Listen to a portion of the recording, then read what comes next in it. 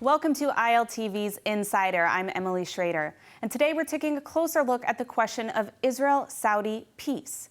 Is it really possible in a region that's heavily impacted by Iranian aggression? And what steps need to be taken? In the last few weeks, we've seen major developments in the prospects for Saudi-Israel peace, with the Saudis stating that a U.S.-brokered peace with Israel is on the table. But both the U.S. and Saudi Arabia have emphasized the need for significant concessions towards the Palestinians in exchange. Additionally, Saudi Arabia has expressed its desire for U.S. support for a peaceful nuclear program as a possible bargaining chip. Is a nuclear Saudi Arabia something Israel will accept? And will the Islamic Republic of Iran prevent progress between Israel and Saudi Arabia through their destabilization efforts across the Middle East? Today, we will hear from two experts on the Arab world and the Iranian threat. Firstly, Ruth Wasserman-Lande, former MK and expert on foreign policy and the Middle East. And via Zoom from London, we have Catherine Perez-Shakdam, the Director of Forward Strategy and a Research Fellow at ACLS. Thank you so much to both of you for joining me today. Ruth, I'd like to start with you. You were in the Knesset very close to the time of the signing of the Abraham Accords. You're also one of the founding members of the Abraham Accords caucus in the Knesset. Correct. What do you think is the likelihood of Israel-Saudi peace actually happening?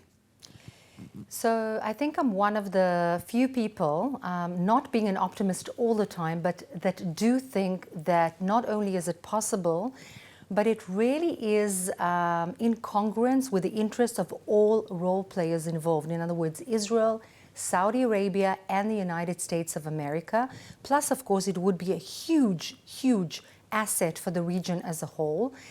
Not without its challenges and difficulties, but yes, I do believe that there is a significant chance of it actually materializing, yes. And Catherine, what are your thoughts? Is this just chatter, or is this actually a concrete possibility? No, I have to agree with Ruth on this. I think it's definitely in the cards. I think that, the demands that Saudi Arabia made on Israel in order to make that normalization happen are just bargaining chips. I think that regardless of what happened and what decision Jerusalem makes ultimately, I think that that Saudi Arabia wants to normalize. I think it needs to position itself regarding its people as wanting to gain some concession from Jerusalem, rather than really making it a red line and say that if that wasn't to happen, then there would be no normalization. So I think it will happen. I think sooner rather than later. And I also think that when it comes to its demand regarding its nuclear program, I think it's a knee-jerk reaction to the threat posed by the Islamic Republic. And I think it's a call for other countries to actually rally around Saudi Arabia and normalization and make the region understand that Israel is their best bet when it comes to opposing and challenging the Islamic Republic. Now, Ruth, I'll get to you, back to you, Catherine, in a second. But Ruth, about this civilian nuclear program, we've heard a lot about it. What is the likelihood that Israel would ever agree to something like this? In the current time, we see that there's been a lot of discussion. There were some kind of ambiguous statements from Israel's Minister of Strategic Affairs, Ron Dermer, and then it seemed that the Prime Minister's office maybe backtracked a little. Is there a possibility that Israel would ever accept a civilian nuclear program on the part of Saudi Arabia? So first, I think that it needs to be very concretely and operatively on the table prior to the Israeli security apparatuses and other bodies actually analyzing the challenges and opportunities of this whole thing properly, including the civilian program for nuclear power. There are challenges, I must say, there are significant challenges, but I think that provided the actual securities that go hand in hand with a civilian program without a specific enrichment of uranium on the Saudi territory, this is a possibility that it may be accepted given the circumstances. Again, not without its challenges and difficulties, but yes, there is a kind of thinking towards analyzing it positively, given a few checks and balances. Mm-hmm. And this question, I'll start with you, Ruth, and then I'll cut to you, Catherine.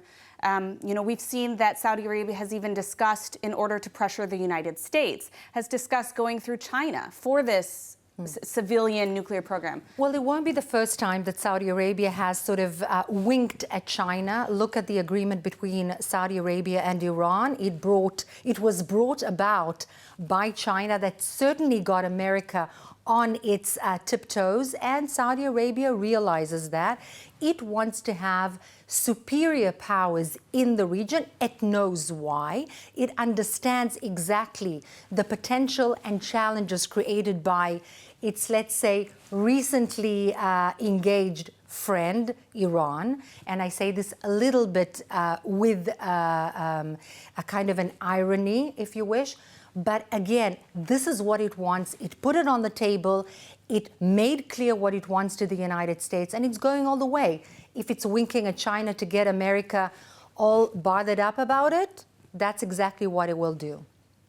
Now, Catherine, let's hear from you about this civilian nuclear program. You mentioned before that you think this could potentially be just a response to the Islamic Republic of Iran and their nuclear pursuits, along with their other host of human rights violations. What is your take on this issue? Well, first of all, yes. I mean, look, Saudi Arabia always had nuclear ambitions. I think it's a natural evolution for any given country, in particular Saudi Arabia, given its position and proximity to the Islamic Republic of Iran. Now, once upon a time, the two were quite close and were quite friendly at the time of the Shah. It's not the case anymore, and since 1979. And I think that Iran's belligerence over the past decade or so, and its pursuit of a nuclear program that we know to be, for military purposes, has challenged Saudi Arabia, has also worried Saudi Arabia, particularly because he wants to remain the main superpower in the Arab world, and it's losing ground to the Islamic Republic of Iran.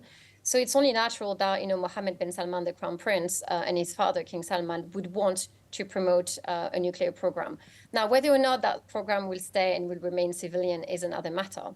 But the one thing that we do know about Saudi Arabia, it's a genuine player on the international scene. And it's very unlikely that it would operate outside the line that it will set in place, and that it will challenge the international community and actually try to run a nuclear program on the side that is not for civilian purposes. So I think that it bought itself enough goodwill and trust that we could engage towards that, rather confidently. I don't think that Mohammed bin Salman wants to lose support, and I don't think that he wants to become a pariah in the international community. Now, the issue is, I don't think that we're reading Saudi Arabia's language correctly, and I think that this wink towards China that Ruth was referring to is actually a signal. It's a very clear signal that's the way I understand it, that the United States of America is losing ground in the Middle East, that it's not being taken seriously. It's not standing by its strategic partners. And I think that Israel is a very clear cautionary tale when it comes to America's support, and it's not given when it needs to be given.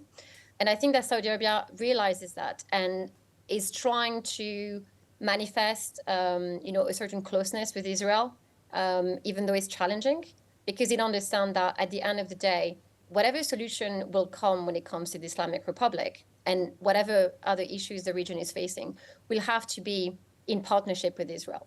That the region needs Israel to actually emancipate itself from, the influences of Western capitals, that it needs to operate as an equal partner to the West, and that it can only do so if Israel is part of that dynamic. And I think this is what we're seeing, being formulated slowly. So it's not so much in belligerence towards the Islamic Republic, although we need to pay attention to that, but it's more a desire to reinvent the Middle East and its dynamics. We actually have heard similar comments from Saudi officials about this exact topic, how they do accept Israel as a part of the Middle East. So it will be interesting to see how this plays out in the longer term. Emily, it's interesting to also note that Saudi Arabia never really had a very negative position concerning Israel and has always stressed, either with the Saudi initiative, but also even before that, the importance of at least not being in war with Israel because of the geostrategic importance thereof. But there's a way to go prior to normalizing relations and not just being at a distance in terms of not warring with Israel.